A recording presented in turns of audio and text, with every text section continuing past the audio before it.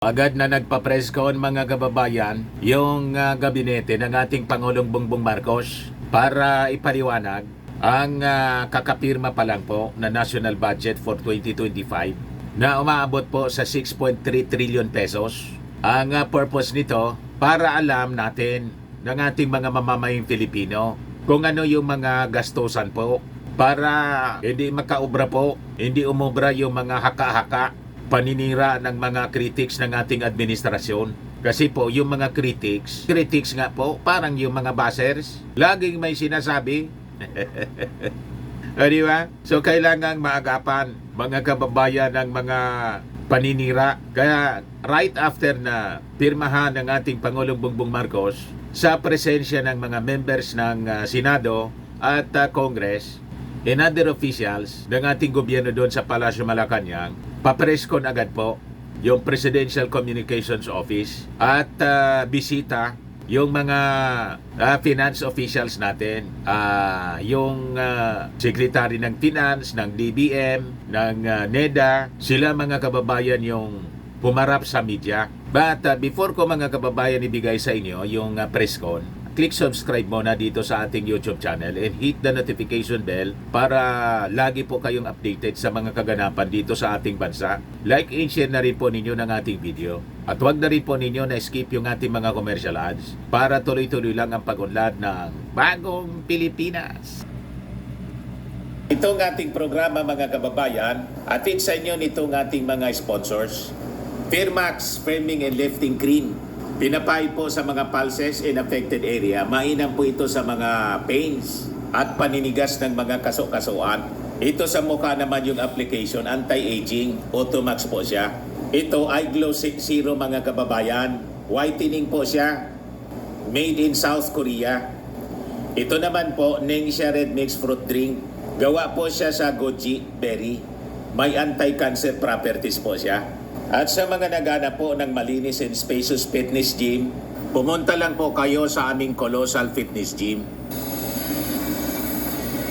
May Grab car rental din po kami. At bills payment po sa aming office. At saka sa mga mahilig po sa mga imported bags, manood po kayo sa live selling ni Madam Eileen Rosales sa kanyang Eileen Closet po. Pati mga shoes, ito yung kanya po. Ito yung kanyang page. Kita ninyo, napakagandang mga online selling po siya. Si Madam Eileen Rosales. Cellphone number niya po, 773-798-7816. Balik tayo dito sa ating programa. Ginagawa natin ito para makatulong tayo sa tamang information dissemination. Kasi massive yung mga disinformation ng mga kalaban po. Huwag tayong pasisingit sa kanila. So ito mga kababayan yung press briefing with DOF, DBM, NEDA, pati DPWH pala nandito. So pakinggan natin ang press conference po. Welcome sa ating press briefing ngayong araw, December 30. Pirmado na ni Pangulong Ferdinand R. Marcos Jr. ang 2025 General Appropriations Act.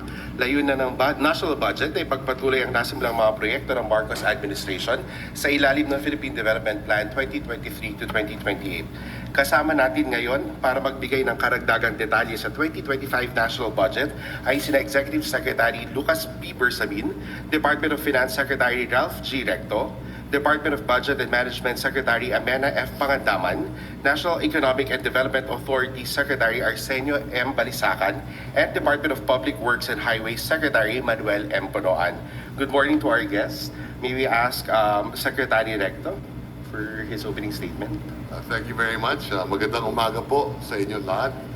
We are happy to announce that the President just signed into law the 6.326 trillion national budget for 2025, which we have carefully studied line by line.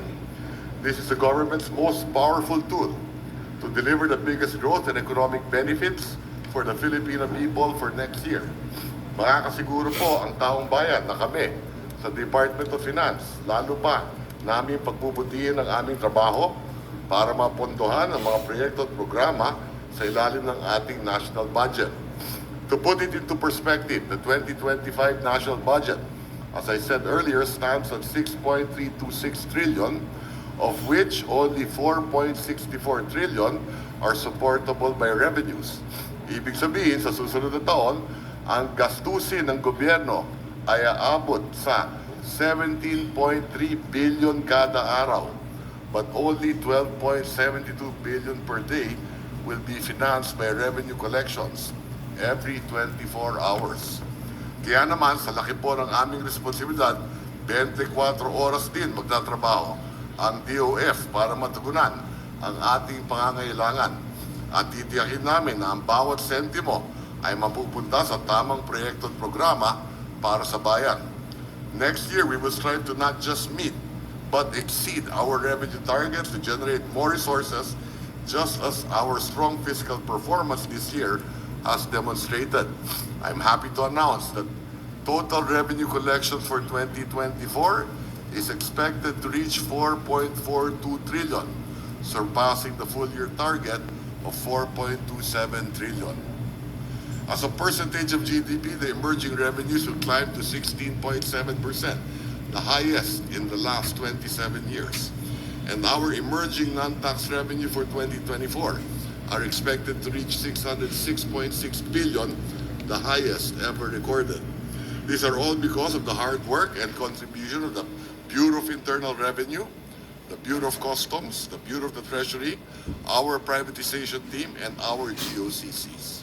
So rest assured, we will work doubly hard to sustain this momentum and adhere to our medium-term fiscal program that reduces our deficit and debt gradually in a realistic manner while creating more jobs, increasing our people's incomes, and decreasing poverty in the process. And on behalf of the economic team, we assure you that from here on, things will just get better because we have a government that works non-stop to deliver the benefits that will keep us progressing as a nation every day. Maraming salamat po. Mabuhay ang bagong Pilipinas. Manigong bagong taon sa inyong lahat. Thank you, Secretary Recto. May we ask Secretary Pangandaman? Good morning. Hello. Good morning. Assalamualaikum warahmatullahi wabarakatuh. Happy New Year po sa ating lahat. Alhamdulillah at may budget na po tayo for 2025. First of all, we would like to thank our President, President Ferdinand R. Marcos Jr., for personally being on top of reviewing the bicameral committee's version of the budget. While the Congress's version was quite different from the proposed budget that we submitted, we are grateful and relieved that the President has made sure that we do not end up with a reenacted budget. As you know, the power of the purse is with the Congress because Congress is supposed to be the voice of the people. Hence, the Department of Budget and Management and even the President himself can only submit a proposed budget to Congress, and in the end, because we have a democratic process that we must follow and respect, we can only exercise what the Constitution provides, which is to veto certain items of the budget. After a careful review by the agencies concerned and with the guidance of our Executive Secretary, who is a former Chief Justice of the Supreme Court, the President ensured that the budget remained true to our constitutional mandates while exercising his veto power to ensure that the budget ultimately continues to be directed to meeting our agenda for prosperity. Nakikinig po ang ating Pangulo sa taong bayan. That is why, among others, and program appropriations, which increased by over 300% in the BICAM version of the budget, have been greatly reduced by direct veto. There will also be a conditional implementation of Ayuda sa Kapos ang Kita program or Akap. Let us enter the new year with renewed hope and determination to achieve the goals towards a bagong Pilipinas that we all aspire for. On our end, patuloy lang po kaming magtatrabaho para sa mas magandang kinabukasan ng ating mga mamamayan at sa kaunlaran ng ating bayan. Maraming salamat po. Secretary Balisacan. Good morning, everyone. Let me express our gratitude to both chambers of Congress for their timely and diligent efforts in scrutinizing, formulating, and ensuring the passage of the 2025 General Appropriations Act. Their unwavering commitment to completing this critical task underscores the strength of our collective resolve in advancing the nation's development goals and President Ferdinand R. Marcos Jr.'s socioeconomic agenda. The 2025 GAA supports the goals outlined in the Philippine Development Plan 2023 to 2028, including attaining our medium-term growth targets as approved by the Development Budget Coordination Committee. The budget prioritizes strategic investments in social services with substantial allocations to education, health, and social welfare programs and infrastructure projects to boost growth and inclusion. These investments are crucial for achieving the PDP's targets related to human capital development and poverty reduction. In line with our commitment to public welfare and fiscal responsibility, the President, as we have heard this morning, has judiciously vetoed certain line items in the budget and set specific conditions for implementing certain programs and projects, including requiring the issuance of guidelines and compliance with pertinent laws, policies, rules, and regulations. This decisive action demonstrates the administration's commitment to our fiscal program by ensuring that planned spending remains within the target deficit ceiling, keeping us on track to meet our medium-term fiscal targets. At the same time, by tightening the conditions for utilizing the budget for various programs, the President ensures that the maximum benefits reach those most deserving of social protection, particularly the near poor. This approach supports inclusive growth by ensuring that economic benefits reach the lower income segments of society, directly contributing to the PDP's goals of reducing poverty and improving the quality of life for our vulnerable populations. As we roll out these projects and programs in the coming year, close collaboration between the executive and legislative branches remains vital. The coming year, 2025, marks a pivotal moment for our country as we enter the midterm of the Marcos administration. This milestone is an opportune time to assess our progress. As we continuously recalibrate our strategies, we assure our fellow Filipinos that we will sustain our gains and accelerate our efforts in areas where we need to catch up to meet our development targets. With today's ceremonial signing of the GAA, we reaffirm our commitment to building a matatag, maginhawa at panatag na buhay for all Filipinos. Let us move forward with optimism and determination, ensuring that every peso of the national budget translates into impactful programs and services that improve the lives of our people. Thank you and good morning once again. Please statement. Good morning, everybody. Secretary Bonoan, DPWH. Well, we just like to express how deeply we are honored for the full trust and confidence that the President Ferdinand R. Marcos Jr. and our legislators have extended to the Department of Public Works and Highways through the fiscal year 2025 budget. We are aware that every peso allocated to the Department of Public Works and Highways projects represents the hard-earned contributions of the Filipino people. It is therefore our responsibility to ensure that these funds are used wisely and efficiently, as well as professionally in the most transparent manner, proving ourselves deserving of the trust placed on us. We are committed to making every cent of their contributions worth by delivering quality infrastructure that drives the national progress.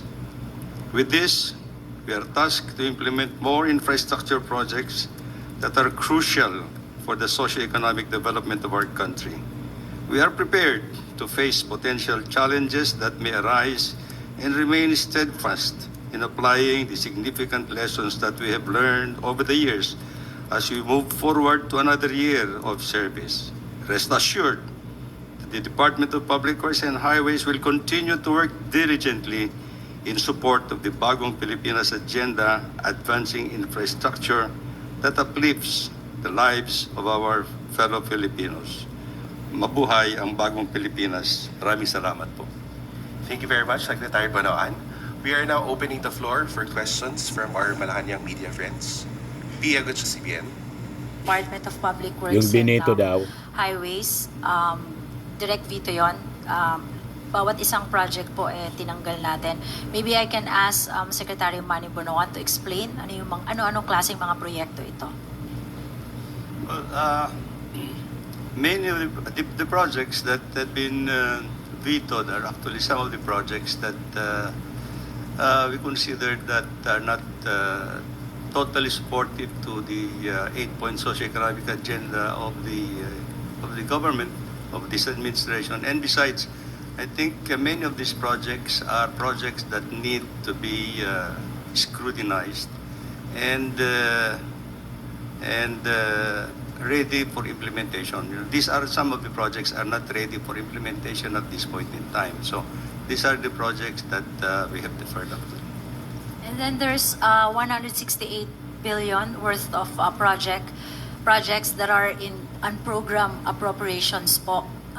Inisa-isa po natin yan kasi nadagdagan po siya. When we did the NEP po, we see to it that yung UA natin, yung UA po kasi standby appropriation yan, di ba? Parang contingent fund. So generally, I mentioned this many times. Generally, ang contingent mo or yung parang is just at least 5% of the total budget. Yan din po yung tinuro sa atin nung nagkaroon tayo ng consultation with IMF, World Bank.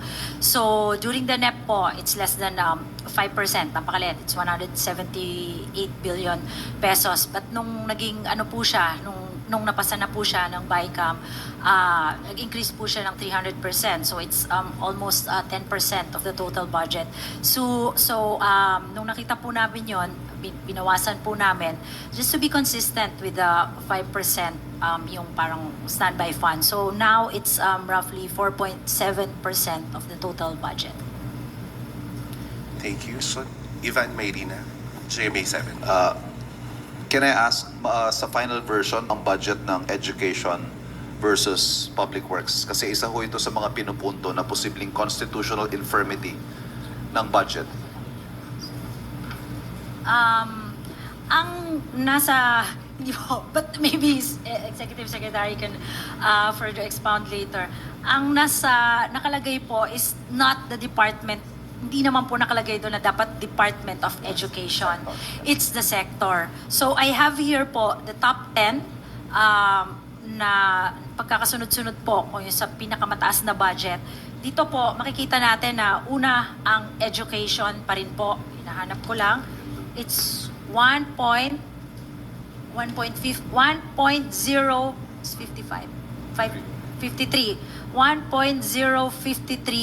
trillion. Well, the DPWH po is 1.034 trillion po. Yan po. So, nauna na po ang education. Secretary, may we get the breakdown do sa education po? Yes, we will provide po. Ibigay po kami. So anong nangyari po, Secretary, we had to, so yung mga veto under DPWH, kaya umangat po relatively yung education sector budget. Yes po, kasi nabawasan din po ng mga 26 billion yung DPWH budget. Right, thank you. Tristan Nodalo, Newswatch Plus. Hi, hello, good morning po. Ma'am, you've mentioned yung conditional implementation of Akap. So ano pong nangyari doon sa pondo na Akap na which was questioned before, yung 26 billion both sa House and Senate? So ano po yung conditional implementation? What does it actually mean?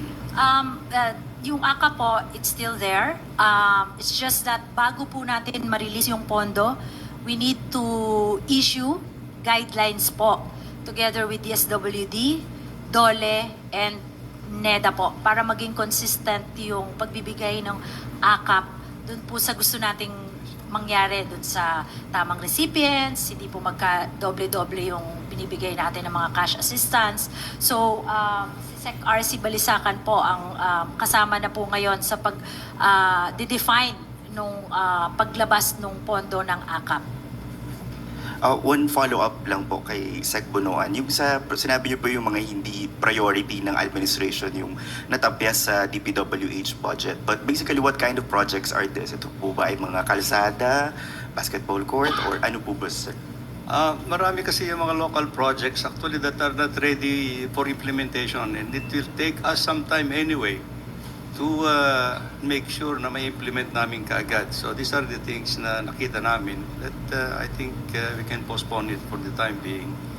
Yung mga projects na mostly local projects actually. Roads. Hindi, not necessarily roads, pati may mga buildings and other local infrastructure. There are some projects that are ambiguous also that we cannot immediately implement anyway. So, yun ang mga ano na. Ace Romero, Philippine Star. May I just ask, because the President vowed to restore the budget cuts in DepEd. So how did we manage to do that? We cannot, under the Constitution po, kung ano po yung napasa ng Kongreso, yun na po yun. We can only veto line items or projects, but we cannot add po. However, under the budget, may mga certain funds naman tayo dyan na pwede tayong mag-augment ng ating budget. For example, yung unprogrammed appropriations, yan ang magandang use ng UA. As long as meron tayong additional revenue from the DOF, we can actually augment or increase the budget of DepEd, specifically for computerization program.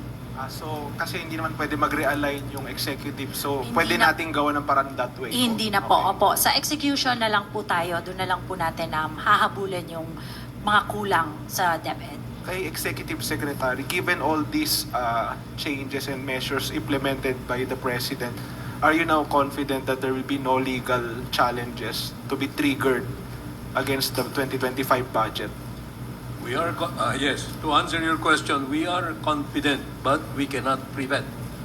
If there will be challenges that will be mounted by any quarter, who might still find this present budget as approved worthy of the challenge. But that is something that we cannot prevent. But I am confident that we worked very hard on this and that our efforts will be validated by any kind of lack of challenge. So we are not going to encourage the challenge. Salamat po.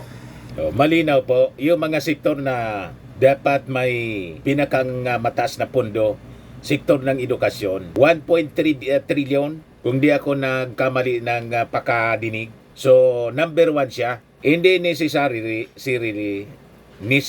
mga kababayan na DepEd lang, basta sektor ng edukasyon. Ngayon, yung issue sa computerization, yun ang ginagamit na issue ng mga kalaban. Unang-una, yung computerization po ng previous administration at nung panahon ni Sara, may diferensya.